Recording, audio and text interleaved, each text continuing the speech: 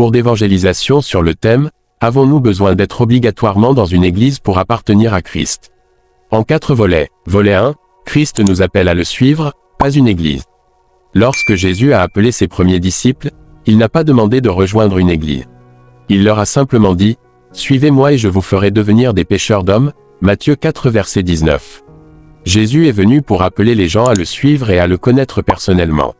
C'est lui, et non pas une église ou une institution, qui est le chemin de la vie éternelle. Paul l'a également souligné dans ses lettres.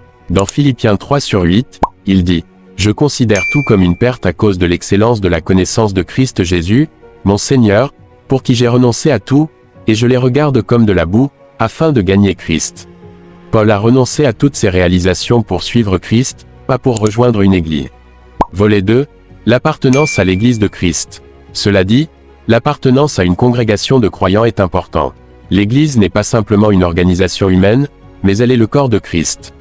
Paul le dit clairement dans 1 Corinthiens 12 verset 12, car, comme le corps est un et a plusieurs membres, et comme tous les membres du corps, malgré leur nombre, ne forment qu'un seul corps, ainsi en est-il de Christ.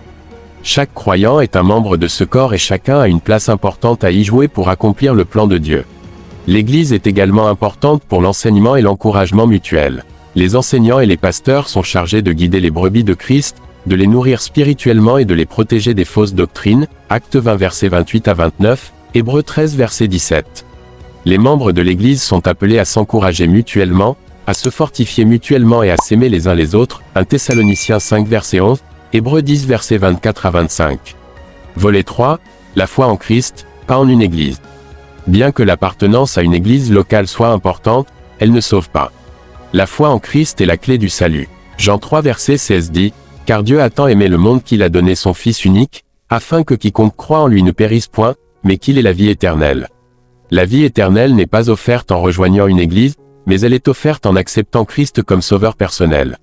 La foi en Christ est la seule voie vers le salut.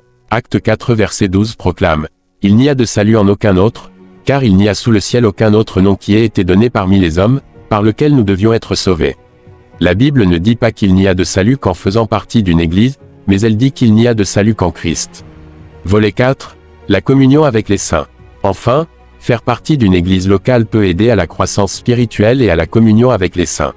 Hébreux 10h25 encourage les croyants à ne pas abandonner notre assemblée, comme c'est la coutume de quelques-uns, mais au contraire à nous exhorter, et cela d'autant plus que vous voyez s'approcher le jour.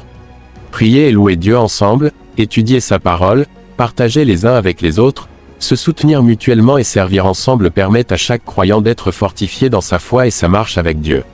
Conclusion. En conclusion, pour appartenir à Christ, il suffit de mettre sa foi en lui en tant que son sauveur personnel.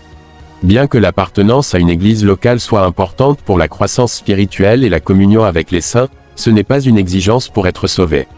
Que chaque croyant suive Jésus-Christ comme son Seigneur et Sauveur, et puisse être édifié et soutenu par une communauté de croyants. Que chaque âme cherche à faire la volonté de Dieu à tout moment. Verset biblique supplémentaire, Jésus lui dit « Je suis le chemin, la vérité, et la vie.